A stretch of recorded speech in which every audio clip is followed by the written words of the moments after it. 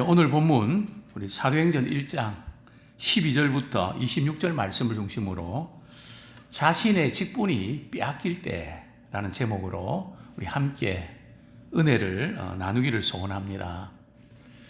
하나님께서 오늘 교회도 직분자를 세우셨습니다. 어떤 분들은 그 직분의 소중함을 알고 그 직분을 가지고 잘 섬기는 분들이 있는가 하면 또 그렇지 못한 분들이 이외로 많은 것을 보게 됩니다.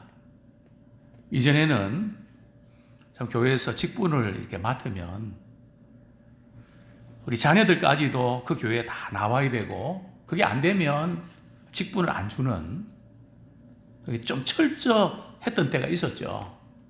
그리고 직분을 받은 자가 교회를 떠난다는 것은 있을 수 없는 그런 것으로 받아들였습니다. 근데 세월이 많이 흘러서 이제는 직분하고는 상관없이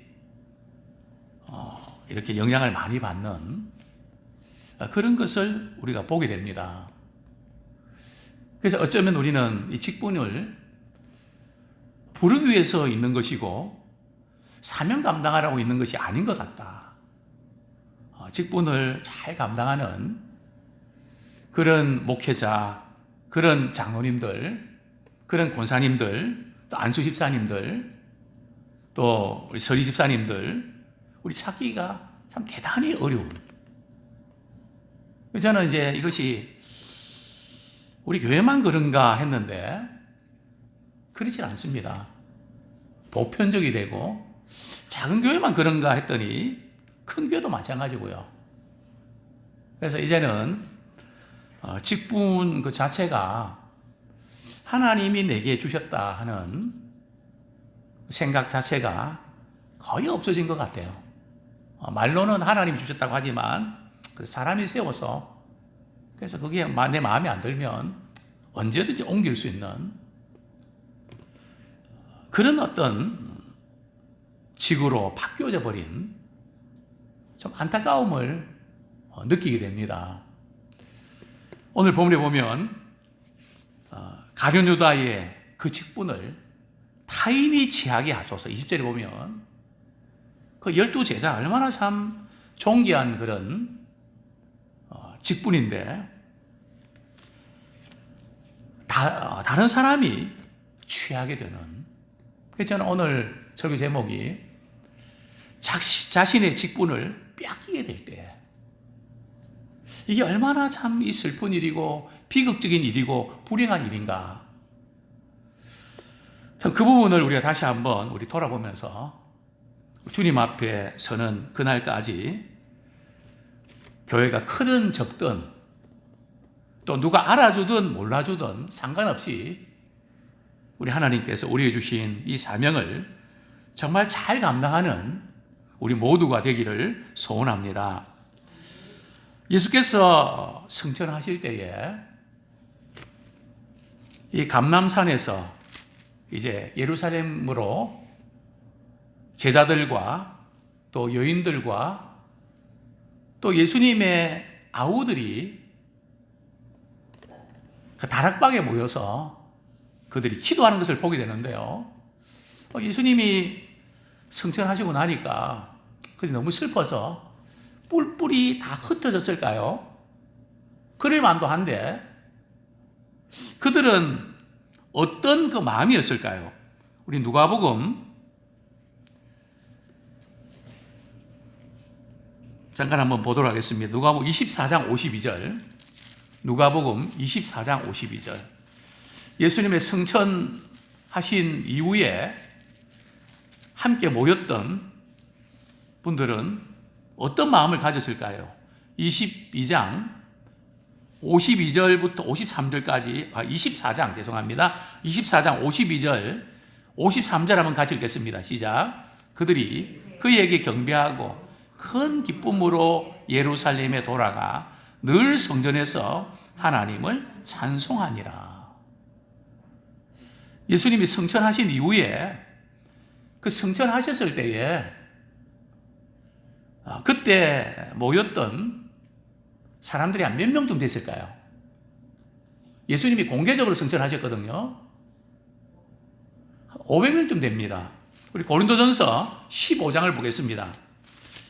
고린도전서 15장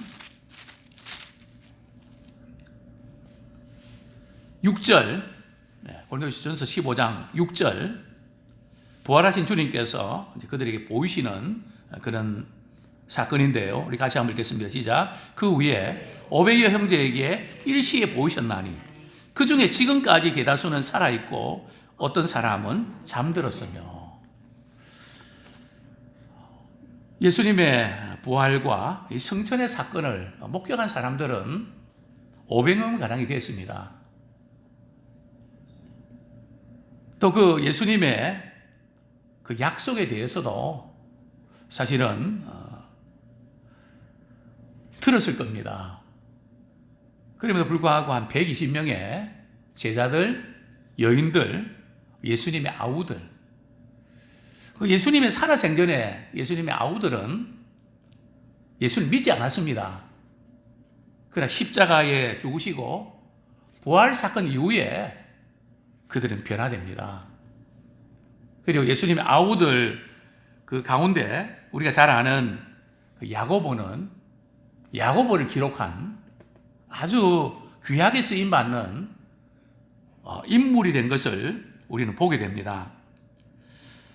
참, 오늘 본문의 이 120명의 우리 성도들과 제자들은 한 가지 특징이 있는데 그들은 다 연약하고 끼어지기 잘하고 베드로부터 실패하고 불완전한 그런 사람이었습니다.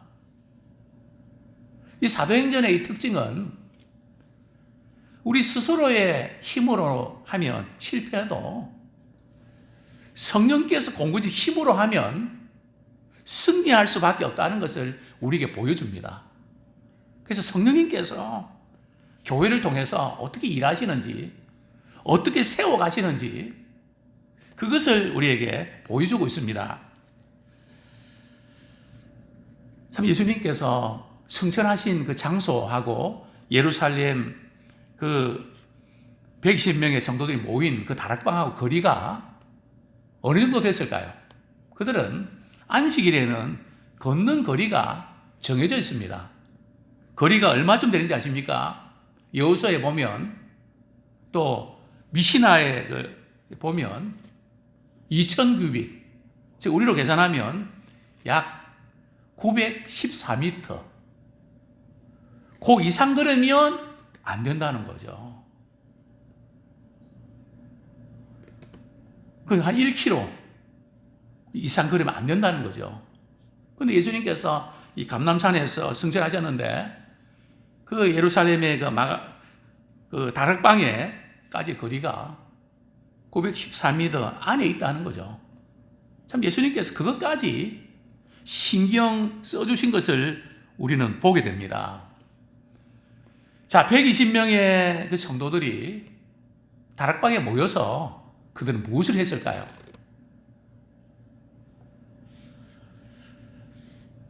어떤 조직을 갖추었을까요? 회의를 했을까요?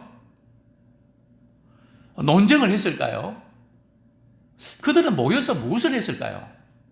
오늘날 교회는 모여서 어떤 데 시간을 많이 쏟아야 될까요? 우리 성경 말씀, 우리 다시 본문 돌아옵니다. 사도행전 1장 14절 말씀 같이 한번 읽겠습니다.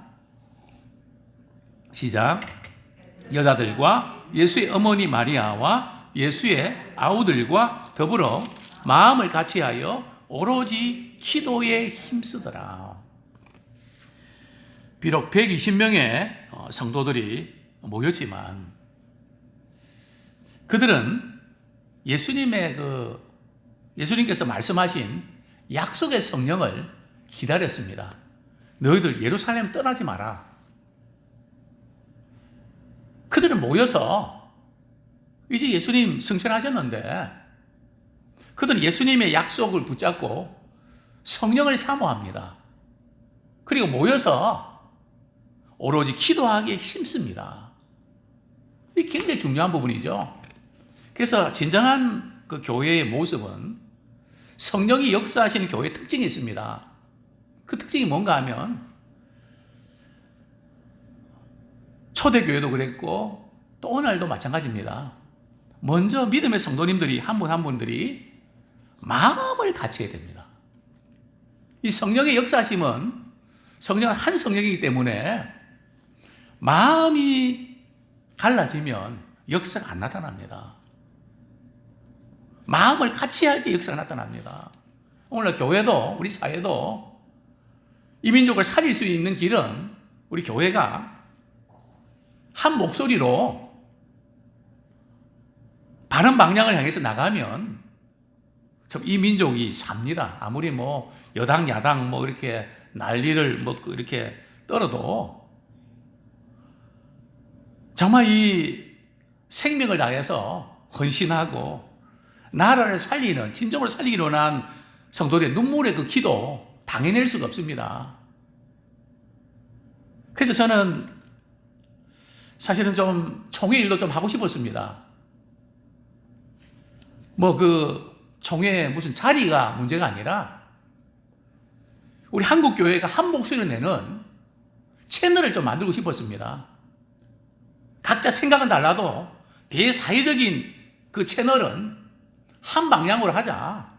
지금 3개의 기독교 기관이 있는데 그 중에서 연합회장 한 사람 뽑아서 돌아가면서 하고 어떤 결론을 내리면 마음을 같이 한 소리 내라. 마음을 같이 하면 성령이 역사하시고 능력이 임합니다. 교회도 가정도 마찬가지입니다. 그러니까 저는 늘 목회 한 30년 하면서 뼈저리 느낍니다. 마음을 같이 하면 못할 일이 없고 마음이 다르면 돈이 있고 지식이 있고 명예가 있고 능력이 있어도 아무것도 못한다. 마음만 같이 하면 둘이만 마음만 합쳐도 역사가 나타난다. 많은 수가 아니라 이 교회의 특징입니다. 120명의 성도가 30년 동안 로마의 핍박하에서 복음 전가할 때에 로마를 복음화 시키는 일에 성공하지 않습니까?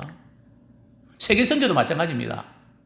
그래서 우리는 다른 어떤 것보다 막 열심히 하는 것도 좋고 잘하는 것도 중요하지만 그것보다 더 중요한 것은 마음을 같이 하는 겁니다. 어떻게 해요? 마음을 같이 하는 것은 기도입니다.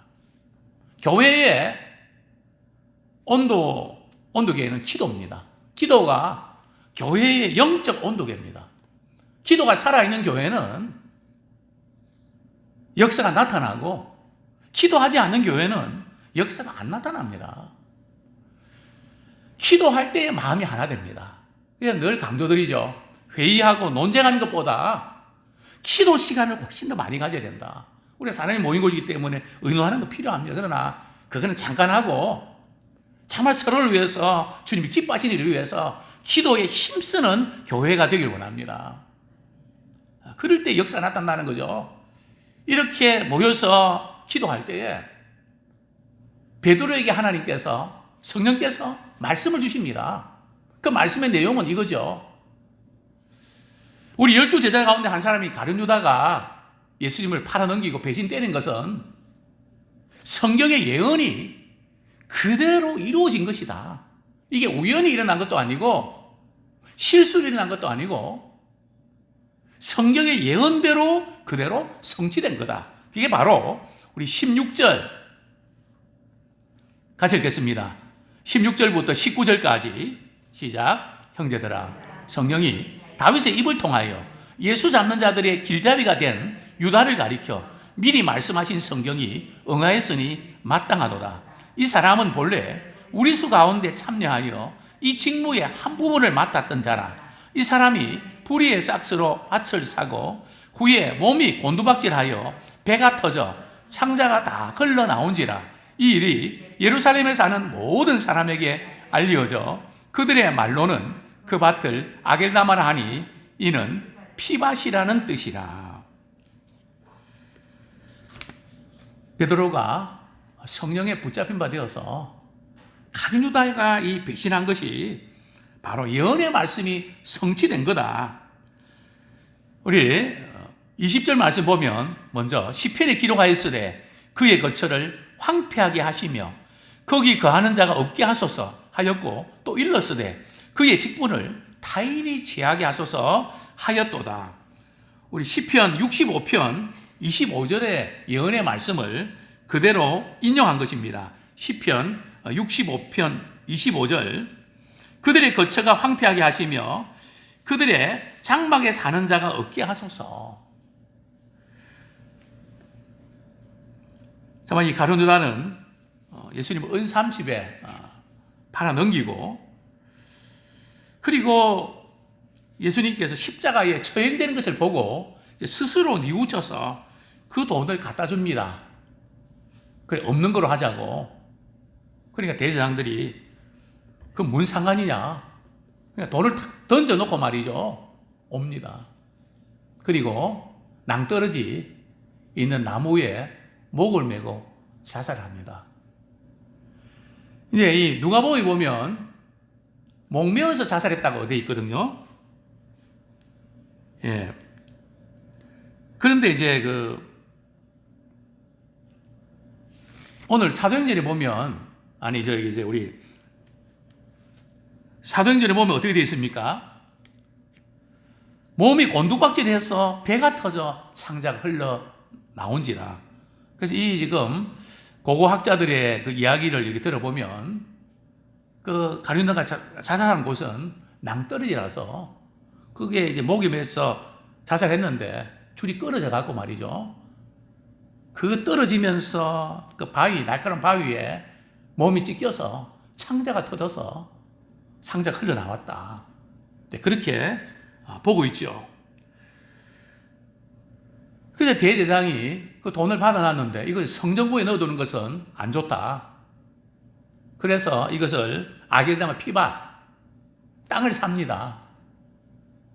그곳에는 거처가 황폐하고 거하는 자가 아무도 없는 그 예언의 말씀이 그대로 성취된 것을 보여주는데요. 우리 성경 말씀, 우리 한 구절 더 보겠습니다. 시편 109편 8절. 시편 109편 8절. 직분을 빼앗기는 것을 말하는 거죠. 시편 109편 8절. 같이 한번 읽겠습니다. 시작. 그의 연수를 짧게 하시며 그의 직분을 타인이 빼앗게 하시며. 결국 이 가룟 유다가 참 12제자 중에 한 사람이었는데 그는 예수님과 함께 복음 사역을 하면서 회개를 맡는, 세장을 맡는 참 중요한 역할을 했는데 왜 그랬을까요? 가룟 유다가 뭐 단순히 돈 때문에 그런 것만은 아니고요. 돈에 유혹받았던 건 사실이지만 가룟 유다는 예수님께서 자기가 원하는 대로 움직여주기를 원했는데 그렇게 안 하시는 겁니다. 좀 이스라엘 독립을 위해서 좀 이렇게 적극적으로 나서주셔야 되는데 십자가에 못 박혀서 죽겠다 그러시고 뭐 이렇게 나약한 소리 하니까 능력은 분명히 있으신 분인데 그래서 자기는 예수를 팔아넘기면 예수님 능력이 많으시기 때문에 이스라엘을 독립시킬 줄 알았거든요. 근데 십자가에 나약하게 못 박혀 죽으신단 말이죠. 이건 아닌데 결국은 우리가 신앙생활 하면서 바로 이 부분 우리가 열심히 봉사하고 많이 하는 거 중요하지만은 자기 중심적인 것이 바뀌어야 됩니다. 자기 중심적인 것이 그리스도 중심으로 바뀌어야 됩니다. 예수님 말씀하셨거든요. 누구든지 나를 따르 되거든 어떻게 하라고요? 자기를 부인하고 자기를 내려놓고 자기를 십자가에 못 박고 내가 느낄 때 내 기분이 어떻고 내 생각이 어떻고 이 부분에 영향을 받으면 안 된다는 거죠. 그걸 부인하고 정말 주님께서 기뻐하시고 교회가 사는 길이 뭔가 제가 늘 말씀드리잖아요. 내가 살면 어떻게 된다고요? 교회가 죽고 내가 죽어야 교회가 산다. 이게 지금 예수님께서 우리에게 말씀하셨던 그 강조점인데 가룟 유다는 그 자기 부인, 자기가 원하는 대로 예수님 안 움직여 주시니까 그것 때문에 시험 드는 거 아닙니까? 그래서 예수님 팔아넘기는 거 아닙니까? 자, 이제 그 가룟유다의 그 공석을 한 사람을 이렇게 세워야 되는데 어떤 사람을 세울 것인가 자격이 나오는데요. 우리 21절, 22절 말씀 한번 같이 읽겠습니다. 시작.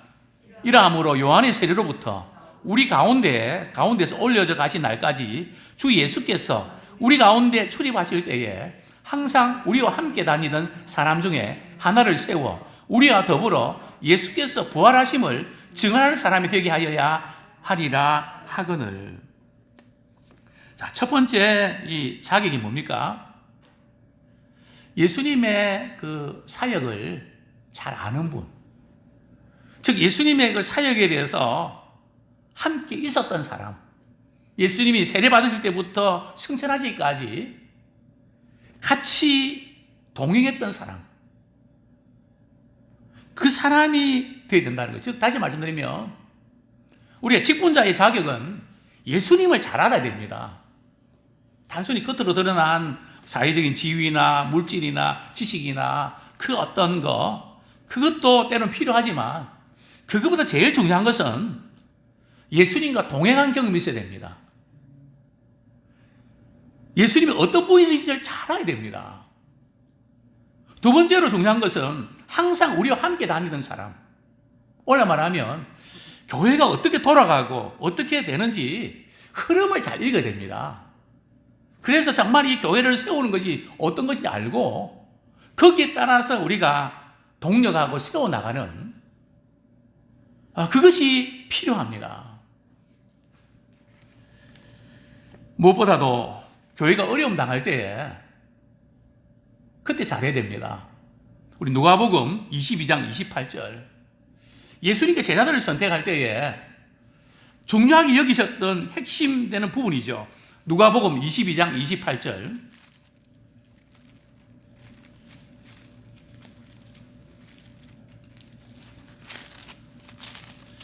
같이 한번 읽겠습니다. 시작. 너희는 나의 모든 시험 중에 항상 나와 함께 한들인즉. 참 예수님께서 복음 사역 하시다가 참 많은 어려움들 겪는데 그 모든 그 어려움들 그것을 같이 겪으면서 아파할 줄 아는 그런 노하우가 있어야 된다는 거죠. 그래서 저는 늘 그런 말씀 드립니다. 교회가 어려울 때에 때로는 교회를 옮길 수 있는데 어려울 때는 옮기지 마라. 힘들 때는 옮기지 마라. 왜 그럴까요? 저 이야기일까요? 골로새서 1장 24절. 골로새서 1장 24절. 주님이 그렇게 말씀하시기 때문에 그렇습니다. 골로새서 1장 24절. 우리 같이 읽겠습니다. 시작. 나는 이제 너희를 위하여 받는 괴로움을 기뻐하고 그리스도의 남은 고난을 그의 몸된 교회를 위하여 내 육체에 채우노라. 사도 바울은 골로새에 있는 성도들 향해서 나는 너희들 때문에 받는 괴로움을 나 기뻐한다. 그리스도의 남은 고난이 뭡니까? 십자가에 고난 당하셨는데 그 남은 고난은 교회가 어렵고 힘들 때에 그 주님을 위해서 그 몸된 교회를 세우기 위해서 묵묵히 역할을 감당하는 것이 그게 그리스도의 남은 고난입니다. 그 교회를 위해서 그 교회는 어떤 곳입니까? 주님의 몸된 교회입니다. 그것을 내 육체에 채운다. 남의 육체가 아니고 다른 사람의 육체가 아니고 내 육체에 나는 채우기 원한다. 내가 그것을 감당하고 주님의 교회를 세우기 원한다. 이것이 바로 직분자의 바른 자세입니다. 우리가 직분을 그렇게 해서 이제 가룟유다의 이 공석을 이렇게 위해서 기도합니다. 하나님, 어떤 사람을 뽑아야 될까요? 우리 24절, 25절, 26절 말씀 읽고 말씀을 정리하겠습니다. 시작.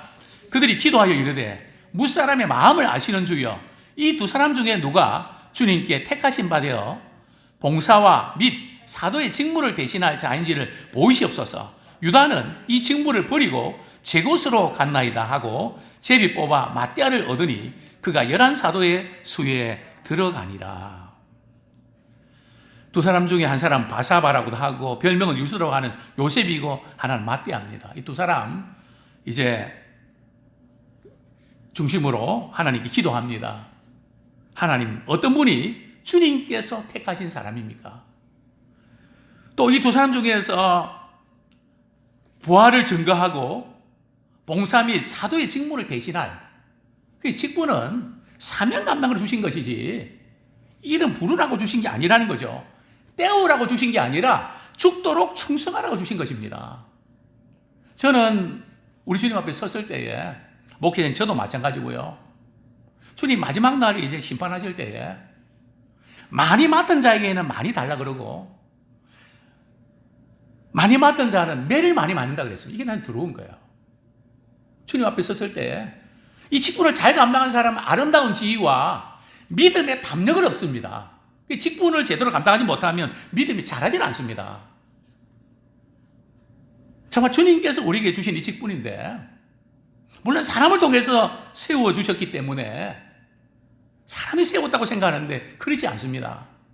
아무쪼록 주님 오시는 그날까지 주님 앞에 귀하게 쓰임받는 큰 교회든 적은 교회든 성령에 이끌려서 사명 잘 감당하다가 주님 앞에 섰을 때 사실 직분은 주님 앞에 일할 수 있는 기회입니다. 정말 우리에게 주시는 이 기회입니다. 우리의 시간, 물질 다 해서 오늘 저는 이발관에 가서 이발을 하면서 저는 참 주님을 믿고 또 목회자가 된 감사합니다. 요즘 제가 이렇게 또 새 차를 이렇게 또 구입해 주셔서 참 잘 타고 다닙니다. 예. 너무 또 감사하고요. 또 저도 늘 주님의 사랑을 받고 이렇게 섬겨야 될 텐데 이발소에 가서 보니까 그 사장님의 이렇게 이발소의 아내 되신 분이 면도하고 이렇게 하는데요. 몸이 되게 힘들어 보이시더라고요. 서 있는 것조차도 되게 힘들어 하시는 것 같아요. 내가 뭐 할 수 있을까? 생각이 났습니다. 저는 오늘 면도 안 해도 됩니다. 그 시간 좀 쉬고 좀 서 계시지 마시고 그냥 털어만 주시라고. 머리 안 감아도 괜찮은데 감고 왔다고. 그리고 또 집에 가서 또 반찬하고 밥을 하면 힘드니까 제가 돈을 한 2만 원 드리면서 그냥 시켜 드시라고. 그러니까 우리 이발사 아저씨가 얼굴이 벌게서 감동을 받았고 말이죠. 목사님 이러시면 안 되는데, 이러시면 안 되는데 얼마나 그들이 행복해 하는지. 돈 좀 많이 갖고 다녀야 되겠다. 정말 우리 주변에 주님의 사랑을 나누고, 사실 그분들이 또 우리 선도 대장자 중에 한 사람이거든요. 제가 오면서 참 마음이 기뻤습니다. 주님, 나밖에 몰랐던 전데 이렇게 주변에 연락한 지체들 그렇게 사랑하고 섬길 수 있는 작은 거지만 그 마음 주셔서 기쁜 이 마음, 이 기회 주셔서 너무 감사합니다.